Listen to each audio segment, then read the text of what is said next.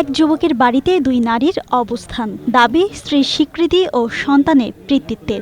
দুই নারী সন্তানসহ আপেল মাহমুদ নামের এক যুবকের বাড়িতে আসেন। এমনকি স্ত্রীর স্বীকৃতি চেয়ে সংসার করতে চান দুজনেই। পরিস্থিতি বেগতিক দেখে লাপাত্তা হয়ে যান অভিযুক্ত আপেল মাহমুদ। রোববার বিকেলে কুমিল্লা থেকে আসেন শারমিন আক্তার এবং ঢাকা থেকে যান হোসনে আরা নামের ওই দুই নারী। আমার নাম হচ্ছে তাহমিনা শারমিন। আমি আসছি আমার স্বামীর বাড়িতে, স্বামীর কাছে আসছি। আমার বিয়ে হয়েছে রং। আর আমার কাছে যে কাগজপত্রগুলো ছিল ওইগুলো রাখার মতো আমার কোনো জায়গা ছিল না, কারণ আমার মা বাবা আত্মীয় স্বজন আপন কেউ নাই। এই জন্য এগুলো আমি ট্রেঙ্গের ভিতরে রাইখা দিচ্ছি। আমার খালার বাসা আমার রাইখা সে সম্পূর্ণ সব কিছু নিয়ে চলে আসছে। স্ট্রবেরি সুপার ডটেড ও ক্লাসিক ভ্যারিয়েন্ট সেন্সেশন জাগুক শিহরণ। যেখানে ঠিকানা দিয়ে বিয়ে করছে ওই ঠিকানা মতো গেছি, গিয়ে 20 দিন ছিলাম।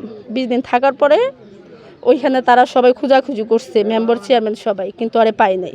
শারমিন আক্তারের সঙ্গে প্রায় 8 বছর বয়সী কন্যা সন্তান ও হোসনেরার সঙ্গে 16 মাস বয়সী পুত্র সন্তান রয়েছে। আমরা দুজনে 2013 সালে বিয়ে করি। 2013 সালে বিয়ে করার পর 2016 সালের আগস্টে আমি বাচ্চা নিয়ে এখানে আসি। আমার বাচ্চা হওয়ার পর ওই আমার বান্ধবীর বিয়ে করে নিয়ে আসে। আমি শোনার পর এখানে আসি। আসার পর এখানে বাড়িতে ঢোকার পর ওর বাবা, ওর মা, বোন, ওর বউ সবাই আমার মারামারি করে বাড়ি থেকে বের করে দেয়। তারপর এখানকার মেম্বারের বাড়ি গেছিলাম, হোসেন মেম্বারের বাড়ি। তার মধ্যে আমি একটা মামলা করি, শিশু ও নারী নির্যাতন। এখানে যে তোমার মারামারি হয়েছিল। কুড়িগ্রাম সদর উপজেলার ভোগডাঙ্গা ইউনিয়নের মাস্টারপাড়ার ঘটনা এটি। আর এই ঘটনা এলাকায় ছড়িয়ে পড়লে তৈরি হয় কৌতূহল। ঘটনাস্থলে ভিড় করেন স্থানীয়রা। এদিকে স্থানীয় ইউনিয়ন পরিষদের চেয়ারম্যান সাইদুর রহমান বলেন, বিষয়টি খতিয়ে দেখা হচ্ছে।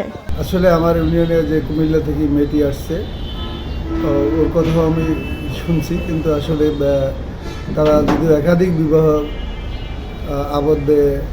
আবদ্ধ হয়েছে, এটা শোনা কথা। জিন্নাত আরা ঋতু, এশিয়া পোস্ট।